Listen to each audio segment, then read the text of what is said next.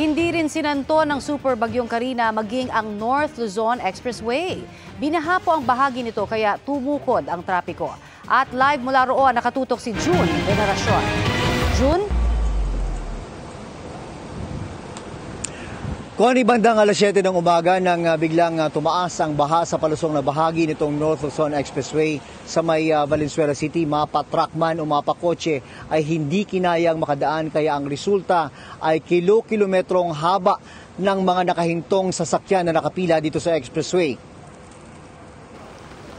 Napakabilis ng pagtaas ng baha sa northbound at southbound sa bandang Valenzuela exit. Umabot ito ng lampas tao. Tumukod ang mga sasakyan sa magkabilang lane ng NLEX, walang makatawid sa binahang lugar. Stranded ang maraming motorista at pasahero. May mga hindi na nakatiis, kaya bumaba na lang para maglakad at maghanap ng madadaanan. Ang iba naman ay bumalik na lang sa kanilang mga pinanggalingan. Ang mga hindi na makaatras, nanatili na lang sa loob ng kanilang mga sasakyan. Maswerte kung may aircon pero wala rin silbihan kung paubos na ang gasolina kaya kailangang patayin ang makina. Mapababae o lalaki kanya-kanyang diskarte kapag may tawag ng kalikasan. Minsan kahit payong lang ang panakip sa gilid ng daan ay pwede na. Ang problemang o ang bahang pinroblema ng marami naging oportunidad naman sa mga nagtitinda para kumita ng konti. Hulog ng langit naman sila para sa mga stranded na pasaherong inabot na ng gutom dito.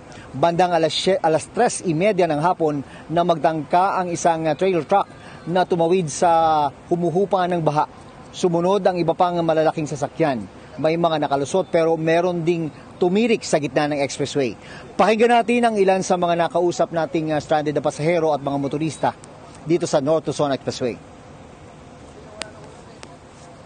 Sana nga po may mga libreng sakay sa bahay. Tumis lang tayo yung bus. Bali nakaganon siya. Tapos yung iba may payong para matakpan yung both side. Ganun sila mag-CR. Sige, nasakyo mo ako.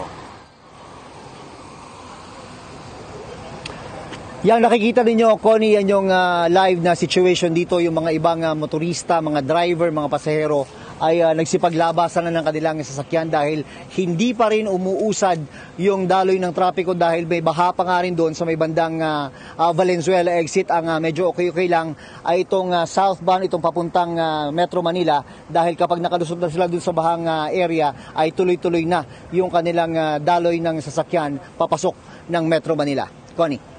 Maraming salamat, June Veneracion.